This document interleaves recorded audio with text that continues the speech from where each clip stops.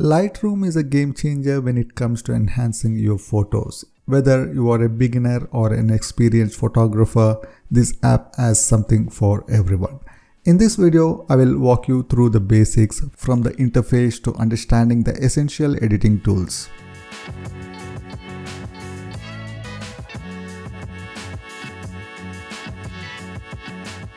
After opening Lightroom, this is the screen you will be seeing where all of your photos to edit are shown. You can tap the Add Photo button in the corner to add your photos for editing. Let me start by tapping on this image to open it. Here you immediately see the main menus and each has its own sub-menus. I'm going to start with the light tool in the edit menu, which basically affects the overall brightness of the image. Sliding exposure brightens or darkens the entire image. Contrast alters the difference between the light and the dark areas of the image. Highlights controls the brightness of the brightest parts of the image, helping recover details in overexposed areas. Shadows adjust the brightness of the darkest parts of the image, enhancing details in the shadows. White slider sets the brightest point in the image, affecting the intensity of the lightest areas. Black slider sets the darkest point in the image, affecting the intensity of the darkest areas. Clicking on Curve opens the Tone Curve panel. Moving the diagonal line affects the shadows, midtones, and the highlights, also the darkest and the brightest parts of the image. You can add anchor points to make it easier to tune the curves. Moving the upper curve adds brightness to highlights in the image. Bringing down the bottom part of the curve darkens the shadows further, which in turn adds contrast. Moving the top point affects the whites in the image. Moving it down turns the whites more grayish. Similarly, turning the blacks to grays here. There are also the red, green, and blue curves. Moving the red curve left adds reds and moving it right adds turquoise color. Similarly, greens and magentas on the green curve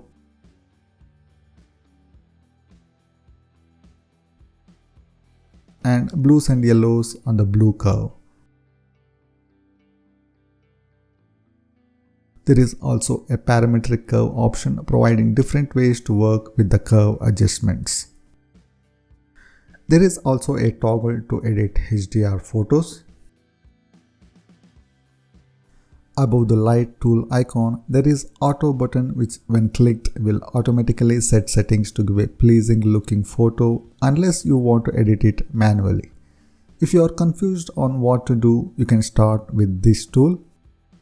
Next, for the color tool, we'll be tuning colors on this image. Here there are sliders to adjust the white balance. Temperature slider adds warmth or makes the images cooler looking. Tint adds magenta or greenish tones. Vibrance slider adjusts the intensity of the more muted colors in the image, primarily targeting less saturated colors without heavily affecting already well saturated colors. Saturation slider globally adjusts the intensity of all colors in the image uniformly. There is a color mix tool. If you click on this icon, the HSL sliders are revealed. Hue changes the actual color tones. For example, if you move yellows towards right, the yellow color in the image changes to the adjacent color in the tool here, which is green. Moving the slider towards left turns the yellow color to orange. Greens towards right turns the greens to cyans and so on. Saturation slider adjusts the intensity of the particular color selected. Luminance alters the brightness of the specific color.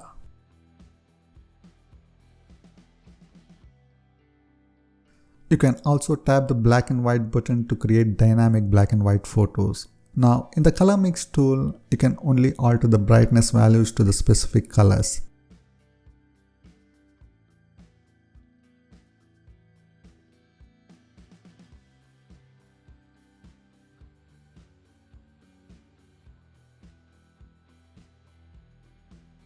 In the color grading tool, you can apply color tones to the shadows, midtones, and highlights separately.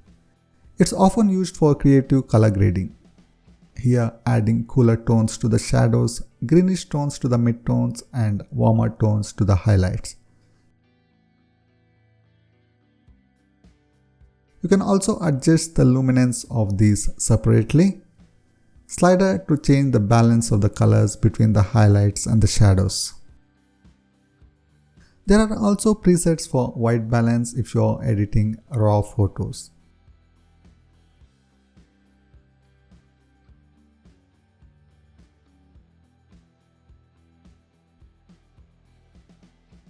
Also in the color mix tool, there is a color picker option where you can manually tap on a particular part of the image where you want to alter that specific color and slide up or down to alter those colors.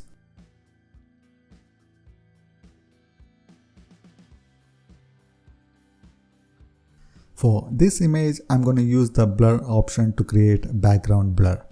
Tapping the blur option and moving the blur slider towards right triggers the app for processing on the cloud.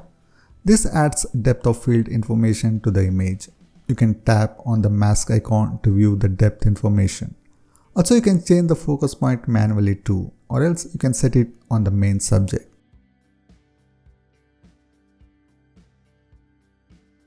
Sliding to increase the background blur here. Different options for types of blur too. Next to the effects menu. Here there are 3 tabs. In the effects tab, texture enhances or reduces the appearance of medium-sized details and textures in the photo. It enhances the textures without affecting the overall sharpness of the image. Clarity enhances mid-tone contrast, making the image appear sharper and more defined. Dehaze reduces or increases atmospheric haze or fog in the photo.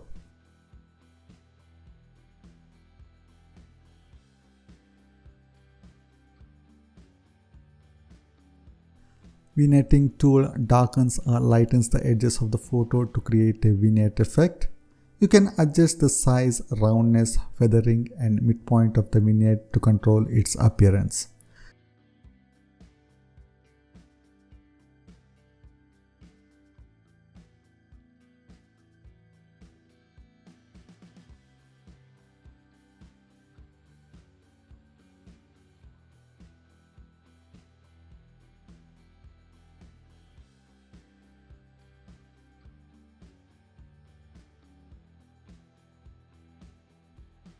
The grain slider adds film-like grain to your digital images, mimicking the appearance of traditional film grain.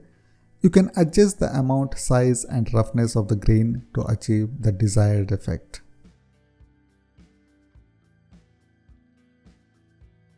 In the detail menu, sharpening slider adjusts the overall strength of the sharpening effect. Increasing the amount makes edges appear sharper. Radius determines the size of the details that are sharpened. Lower values target smaller details while higher values affect larger edges.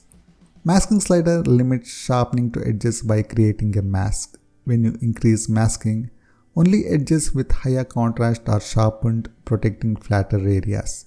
You can use 2-finger swipe on touchscreen devices or alt slide on computers to get the visualization of the mask. It's the white areas where the sharpening effect will be applied.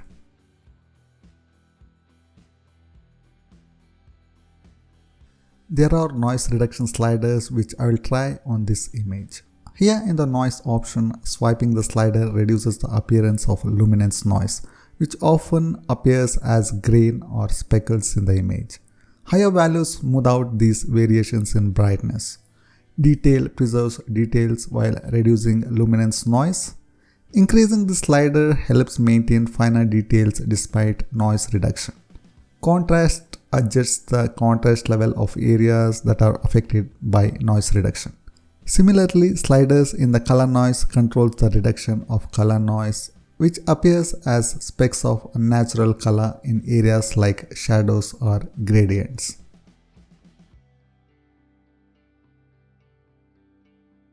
In some cases, you may notice color fringes especially near the edges like the one here due to lens imperfections.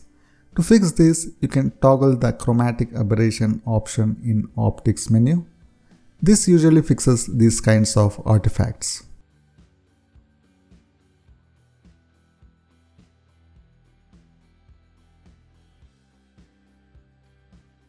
You can also enable lens corrections to correct lens distortions. There are a lot of lens support for you to try here. Profiles are designed to help achieve specific styles or looks quickly, offering different interpretations of color, contrast, and tonality.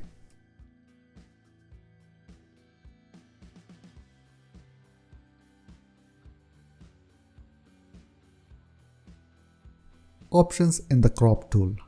Turn off aspect ratios to change with options for both vertical and landscapes at the top.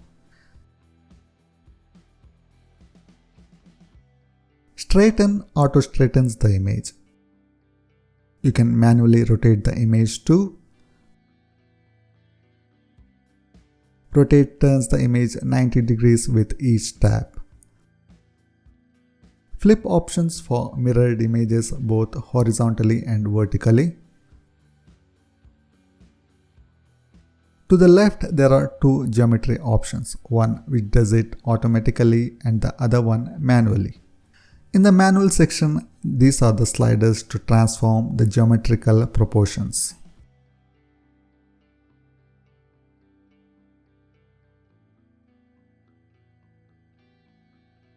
After sliding these, you most probably will end up with white blank spots which can be fixed with Constrain Crop toggle. At the top, more auto options.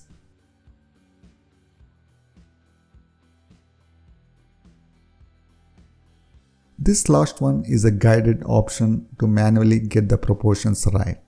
You just need to add two guided lines which would be parallel to each other.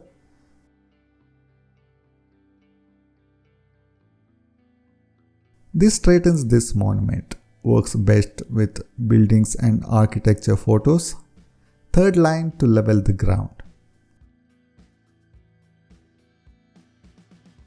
You can manually crop the image to remove white areas. You can always come back and edit these later if needed. Now to the masking filters. We have these options to create masks which can be selectively edited upon. First is Select Subject. This uses AI processing on cloud to create a mask of the subject. This works on not only the people but also for any major elements you find in an image. After the selection, you can see here the subject mask has been created. Now you can tune this selection with these menus separately. These options are very similar to the main tools from the edit menu, which by now you should be familiar with. You can also duplicate the mask if needed by tapping on the mask and selecting Duplicate in the options. I will also select Invert, which inverts the mask, and now only the parts other than the subject is selected. Now tuning this selection.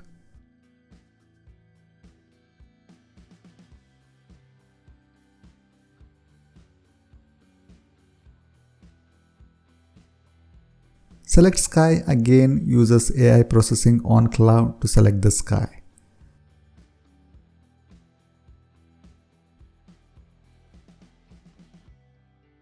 With the brush mask, you can basically brush on the image to make a selection. You can resize the brush,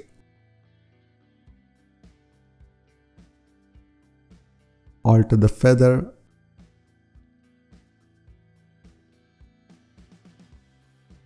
also the opacity of the brush. Just brush on the image to create a mask and tune the sliders.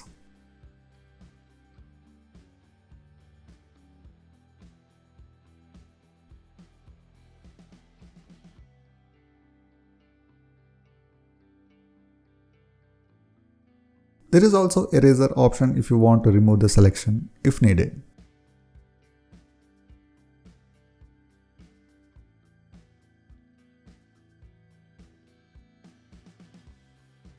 Click and drag on your photo to create a linear gradient filter. You can position it horizontally, vertically, or at any angle you prefer. Dragging from top to bottom or vice versa will create a linear gradient along that line. Modifying the settings for this mask. Radial gradient filter, which basically is similar to linear gradient but in an oval shape. Adding it on the face here.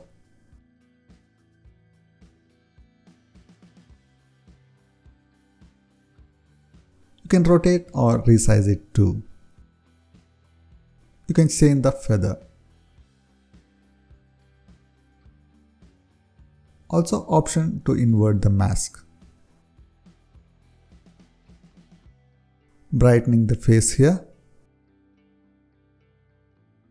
Color range filter can be used to select areas with similar color tones. Place the pointer on a color for which the mask needs to be created. You can refine the tolerance with this slider and edit as you need.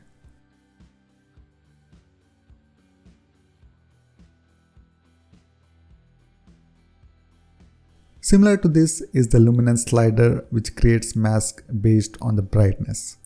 I will leave links with detailed videos where these masks were used to create stunning images in the description. If you tap on the filter, there is option to add to this or subtract to this particular mask too. For example, for this inverted mask, I'm going to add a linear gradient filter at the bottom. You can see now the bottom of the subject is added to this mask. Similarly, subtracting with a radial filter mask here.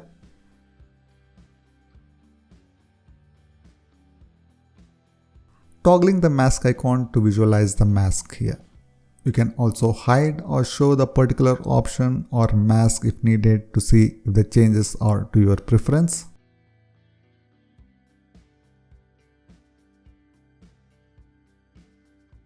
Few more masks to create a drastically changing look here.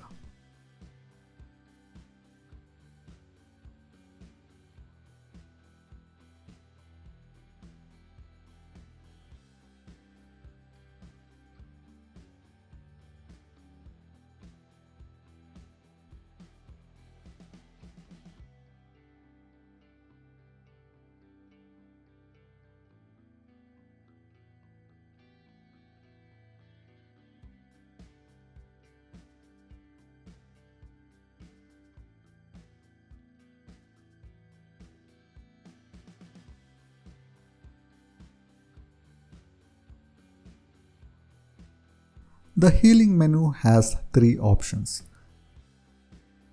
remove, heal and clone. For this image, I'm going to use remove option to remove the person on the beach. Changing the brush size, zooming in and brushing on the person and the shadow to completely remove the trace of the person here.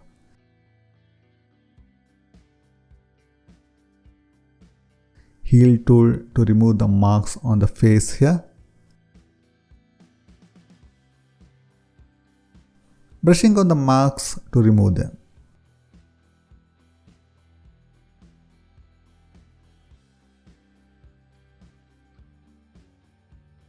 It takes samples from similar areas on the face here to get a right fix. You can change the sample area if needed too.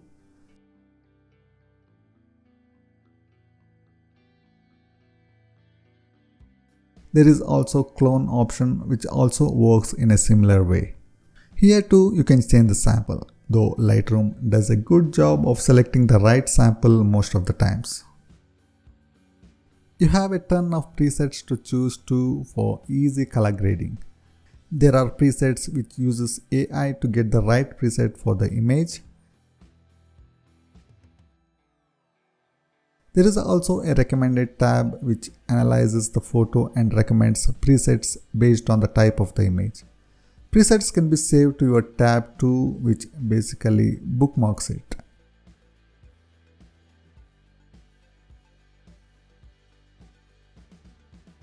In case you have edited it manually without using presets and want to apply the same edits to other image, you can tap on the 3-dot menu and select Copy Settings. You can choose which settings need to be copied here and press OK. Go to the preferred image. In the same menu, tap Paste Settings and the settings are applied. You can change the settings here if needed. You can use Share button to export the image and save it. In the Export As option, the recommended settings here for maximum quality. For posting on social media, you can reduce the dimensions if needed to save storage space on your mobile. Mind that some tools here are free to use and other tools need a subscription. Check out the links for more detailed videos for some of these tools in the video description. We'll be back soon and happy editing. Thank you.